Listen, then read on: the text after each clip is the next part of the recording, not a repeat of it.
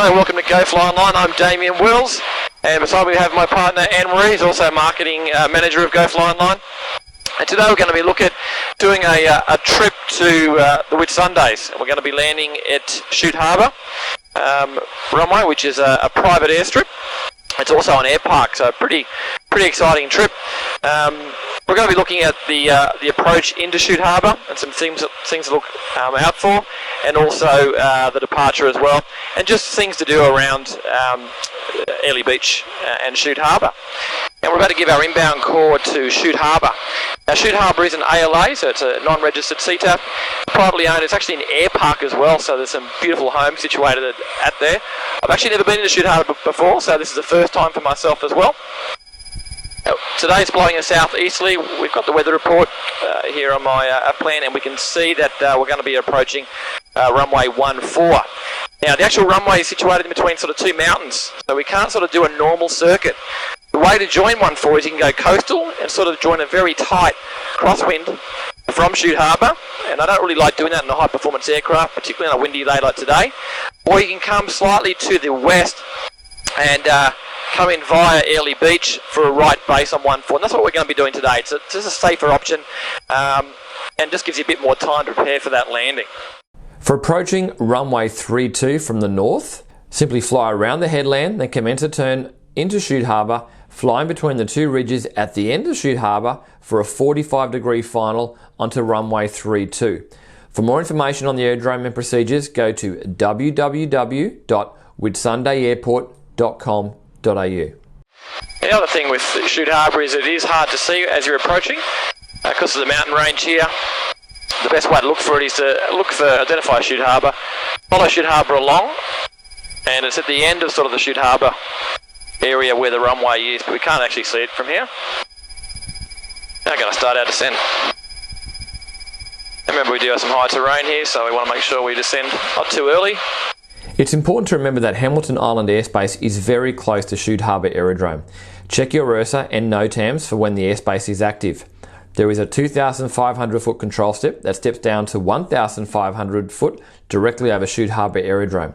It's very important to plan your arrival and descent and your departure and climb carefully if you want to remain outside of controlled airspace.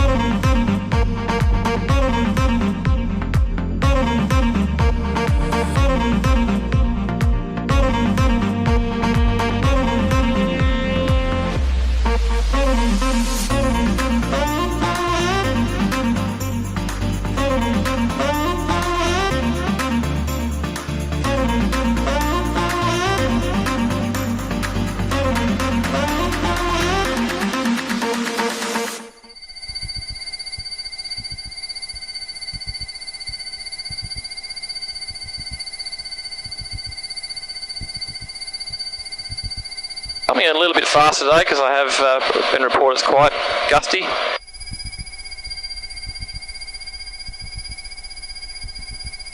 So the idea is coming a bit faster with more power.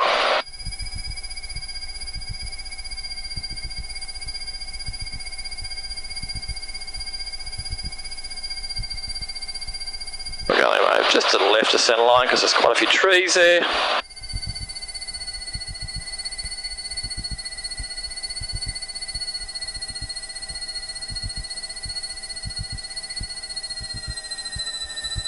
And power off. Bit of gust there, bit of gust. Yep. Alright, now take our time.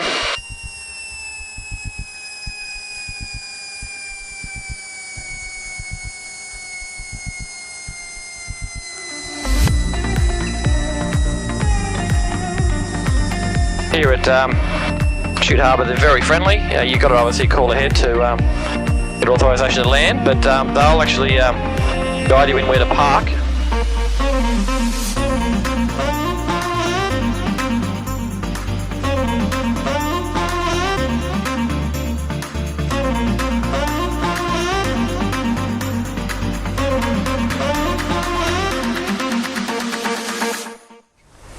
here we are at the Whitsunday Airport Terminal. If you're a pilot flying in here, it is known as Shoot Harbour Aerodrome. It is one of Australia's premier air parks, and some beautiful homes here situated at Shute Harbour.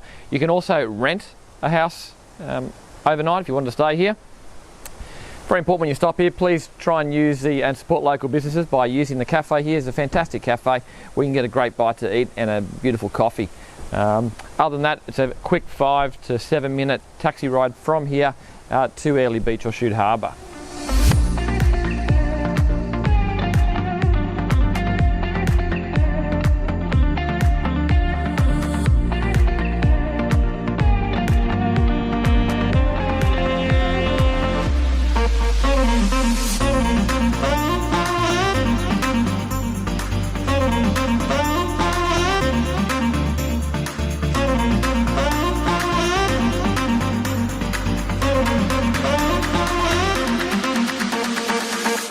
Shute Harbour does have parking fees, however, the fees are waived if you purchase fuel.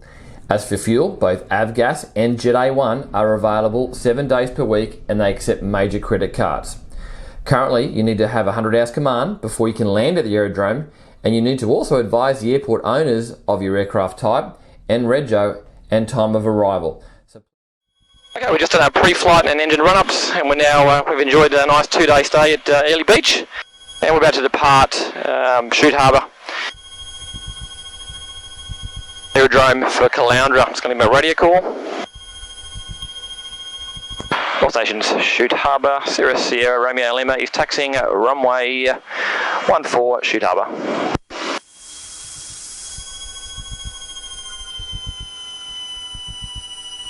A very good taxiway here, so you can taxi right to the end for 14.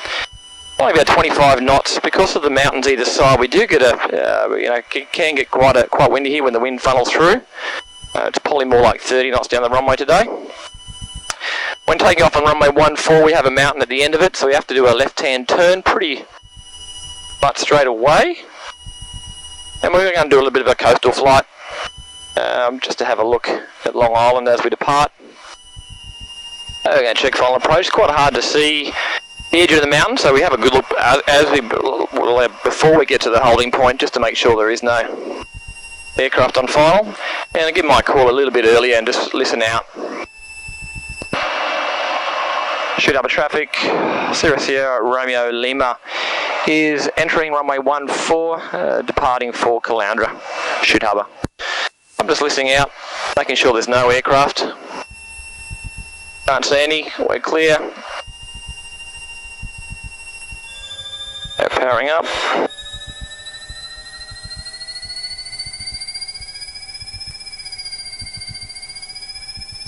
Yep, we're delivering full power. Airspeed low. Remain ahead. Pull turn up. that off. Remain ahead. Pull up.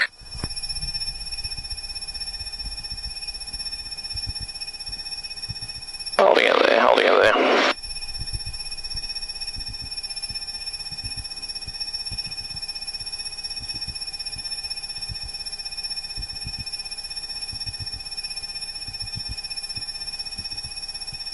A little bit turbulent. Oh wow, what a beautiful sight.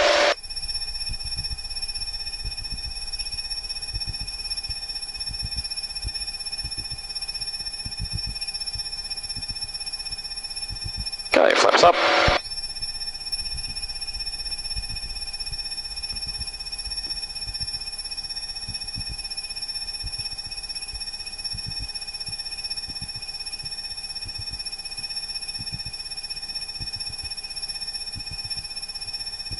Five 500 feet, caps active.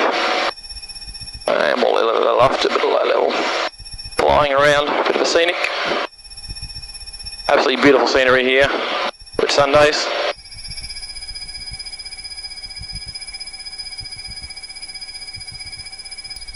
Well, thanks for joining us today on GoFly Online. I hope you enjoyed our trip into Airlie Beach and the Shute Harbour Aerodrome. Wouldn't recommend anyone going in there unless you've got about 100 hours command and you've done some flying into some tight airstrips as well, because it can get very turbulent and it is quite challenging, an airstrip. Always have a good alternate ready if you're going into a strip like Shoot Harbour, we had Proserpine as our alternate, just in case it was low cloud or it was too windy going in there. And obviously help plenty of fuel if you can. We had a great time, great stay in Airlie Beach, really highly recommend it. Amazing thing about flying is, we live at Caloundra, you just couldn't do that for a weekend if you had to drive. Being able to fly, we can just do it for a 2-day getaway. Our flight time's only 3.5 hours back today, and that's with a headwind. And to drive would be somewhere between 9 to 11 hours, so wonderful way to get around. Please remember to subscribe and to like our YouTube channel, GoFly Online, and also to subscribe to GoFly.online. Thanks for joining us, and see you next time.